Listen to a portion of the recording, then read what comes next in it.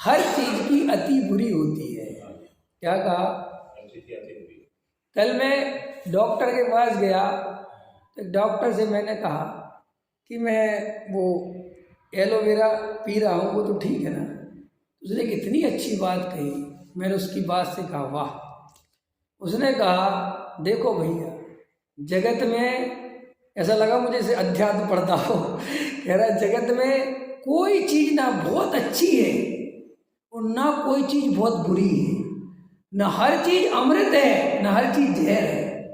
कभी कभी वो जहर भी बन जाती है और कभी कभी वो अमृत भी बन जाती है। तो मैंने कहा कैसे? बोले देखो ये दवाई तुम खा रहे हो, हम जितनी बता रहे हैं उतनी खाओगे तो अमृत है, और बोले अति करोगे तो फिर जहर है, यही मार डालेंगे। बोले ऐसे ही आयुर्वेदिक, चाहे तुम्हारा वो एलोवेरा हो चाहे कोई हो, अगर उसको तुम भगवान समझ के पीने लगे बहुत ही बढ़िया चीज हो, मैं तो सुबह शाम पीऊंगा, तो बोले वो जहर बना देगा, वो ही मार डालेगा। बोले कोई भी चीज जो बढ़िया से बढ़िया बताई जाती है अगर उसकी अति करोगे तो वो खराब है।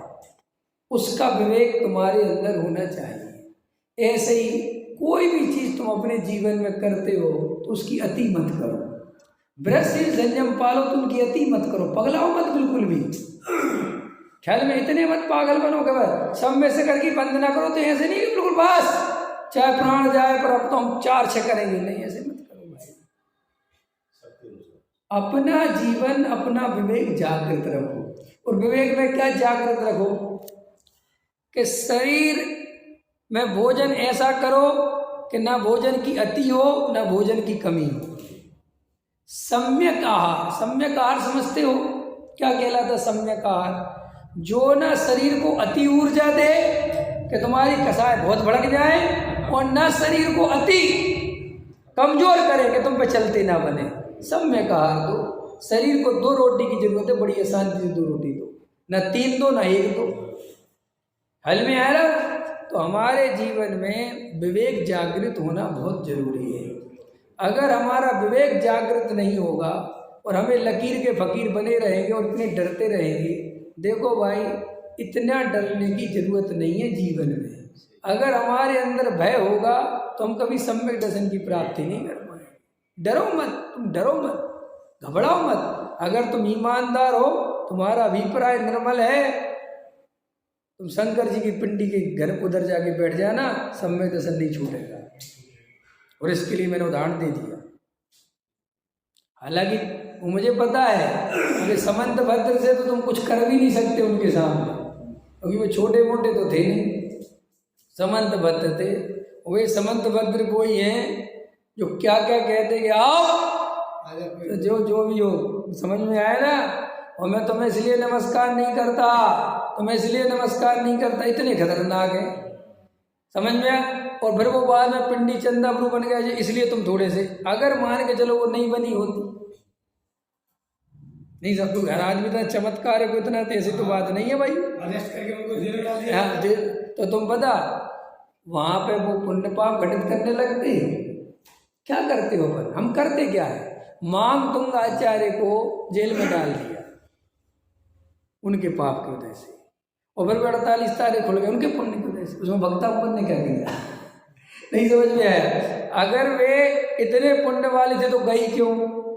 टोडामल जी को, किसी को भी ले लो, हजारों करोड़ों लाखों भरे पड़े। अरे भाई ये तो हमने आपको 1000 दफे कहा कि तुम क्या कहते हो, छल ग्रहण नहीं करना चाहिए। छल कौन ग्रहण कर रहा है? कौन हम कह रहे हैं कि तुम जाके शिव जी के मंदिर में चले? मैं इसलिए थोड़ी कहानी सुना रहा हूँ।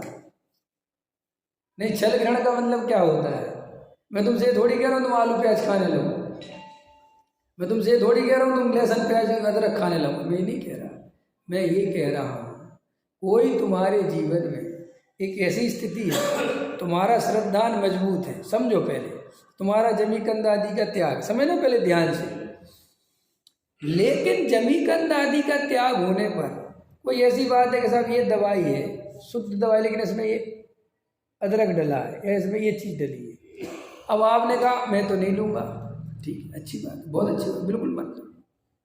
लेकिन आप उसके बदले अंग्रेजी दवाइयाँ ले रहे हो, तो कौन सी समझदारी, कौन से नियम का पालन कर रहे हो आप भाई? नियम का पालन करो तो जैसे करो। मैंने वो नियम का पालन, बजसेन जी बहुत अच्छी बात सुनो, नियम का पालन ऊंचा नीचा नहीं होता, ये उल्टे सीधे नहीं होते, ये पागलपन नहीं है नियमों में कि एक तो इतना बड़ा दोष लगा रहे हो और एक इतने छोटे से नियम के लिए मरे जा रहे हो, ये ऐसे नहीं चलेगा भैया। पहले बड़ा दोष छोड़ो, ओडमल जी साहब ने लिखा है इसी मोक्ष मार्ग प्रकार, पहले बड़ा पाप छोड़ना चाहिए। ये बात मैं जानबूझ के बोल रहा हूं, ये जो लोगों के मन में दबी रहती है, कोई किसी से कहता नहीं, चुपचाप सब गटक गटक चलता रहता है, बक्काओ मत। कई मुझे सलाह देते, पंडित जी आप ऐसे मुद्दों को छेड़ते क्यों हो जिनसे आपकी किरकिरी हो, आपके श्रोता घट जाएं, कुछ आपको छोड़ के भग जाए। मैंने कहा कल भगते थे आज भग जाए, मुझे ऐसे कमजोर दिल वाले श्रोता नहीं चाहिए। ख्याल में आया ना रमेश जी, जो एक स्त्री चीज से घबरा जाए, अरे भैया तुम अभी क्या समझ रहे हो, हैं? अपना विवेक जागृत रखो, हमेशा पहले बड़ा पाप छोड़ो, ध्यान रखो यार मेरे को मोह इतना पड़ा है कि मैं अंग्रेजी दवाइयाँ ले रहा हूँ और मैं यहाँ जरा सी आयुर्वेदिक में वैद्य जी ने बोल दिया कि लेसन की पोथी मिली तो मैं इतना उछक रहा हूँ। काहे को उछक रहे हो कि साहब वो कौवे का मांस, मुझे सब पता है कि जैनी कहाँ से कहाँ पहुँचेगी, कहाँ आ गए कौवे का मांस। भाई वो कौवे के मांस वाली जैसी परिणति नहीं है तुम्हारी, काहे को पगला रहे हो बैठे बैठे। लेकिन वो तो इससे तो साफ नहीं हो। अरे हम जानते हैं चोर की दाढ़ी में तिनका, तुम कितनी बातें हमें बता रहे हो, अपने अंदर के अभिप्राय को चेक करो क्या चल रहा है। दोगलीपन की जिंदगी छोड़ो, कौन से सड़े गले नियमों के भरोसे तुम जी रहे हो और अपने को बहुत बड़ा धार्मिक समझ रहे हो। ख्याल में आया ना, अरे अंग्रेजी दवाइयाँ खाने वाला आयुर्वेदिक दवाई वाले से पूछता है इसमें क्या क्या मिला है। वाह धन्य हो तुम, बहुत होशियार चंदो हैं। होम्योपैथिक दवाई खाने वाला आयुर्वेदिक वाले से पूछता है कि इसमें क्या क्या मिला है, जबकि होम्योपैथिक में साफ साफ लिखा है एल्कोहल के बिना नहीं है। और एल्कोहल सुनो सुनो सुनो, अब ध्यान देना, एल्कोहल जमीकंद से भी बड़ा दोष है कि नहीं? हाँ या ना? कहाँ लिखा, कहाँ लिखा? अरे मूल अष्टमूल गुण है ना जो, उनमें जमीकंद नहीं है। श्रावक के जो सामान्य ग्रस्त के अष्टमूल गुण है उसमें जमीकंद नहीं है जैन साहब, उसमें मध्य मास मधु है और पंचोदंबर फल है। उनने कहा आगम से चलोगे ना, मेरे से आगम से आते हो ना, आगम पे आगम ले आओ तो आगम की बात बताऊँ। आगम में लिखा है एक सामान्य ग्रस्त के लिए जो पाक्षिक श्रावक जिसे कहते हैं, जिसे पक्ष आ गया है जैन धर्म का, कि उसके लिए क्या त्याग होना चाहिए। तो उन्होंने कहा कि उसे मध्य मास मधु और पंचोदंबर फल का त्याग होना चाहिए। अब ये मूल अष्टमूल गुण बता रहा हूँ, मूल गुण है, मूल गुण जैसे मुनिराज के मूल गुण होते हैं ना, इनके बिना मुनिराज हो ही नहीं सकते। ऐसे ही ये गुण नहीं हो तो वो श्रावक नहीं हो सकता। अब देखना, अब होम्योपैथिक की दवाइयाँ खा रहे हैं, देखे होंगे डिब्बी रख के घूमते रहते हैं, और वे आयुर्वेदिक वाले से पूछते हैं कि इसमें क्या क्या मिला है। और वैद्य जी कह रहे इसमें जो है अदरक डला है, और अदरक का तो मेरे त्याग है, वो तो मैं 3 काल में नहीं खा सकता, ना मैं उसमें नबूदिया हो जाऊंगा, अदरक की पर्याय भी चला जाऊंगा। बहुत गजब तुम्हारा धर्म, बहुत गजब, बहुत जल्दी नगोद भेज देता है भाई। ख्याल में है ना, इतने जल्दी नगोद चले जाते हो, एक अदरक की गांठ खा लोगे तो नगोद सीधा वहीं उसी पर्याय में जन्म मरण हो जाएगा। है गजब हो गया, इतना शुद्धात्मा सुना, इतनी आराधना करी, इतना तत्व सुना, ये सब एक तरफ और एक अदरक एक तरफ। ख्याल में आया कि नहीं आया?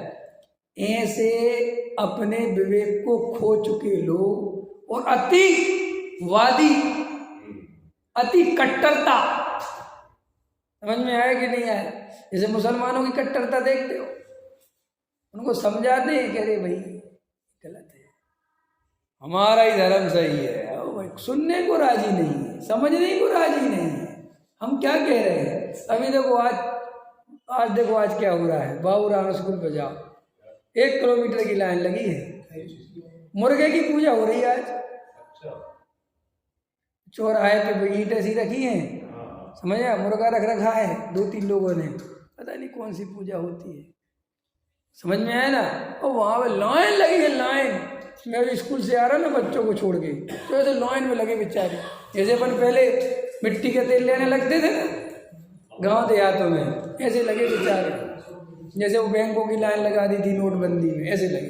अब मेरे को ऐसा भाव आया, मैंने कहा यार, मैंने अपनी बेटी से, बेटे दोनों थे, मैंने, तुम्हारी बेटी कहती पापा, मैंने कहा देखो बेटी, इन बेचारों के पास वस्तु स्वरूप नहीं है, देखो कैसे लाइनों में लगे पढ़े लिखे लोग, बच्चों को बताता हूँ कि देखो।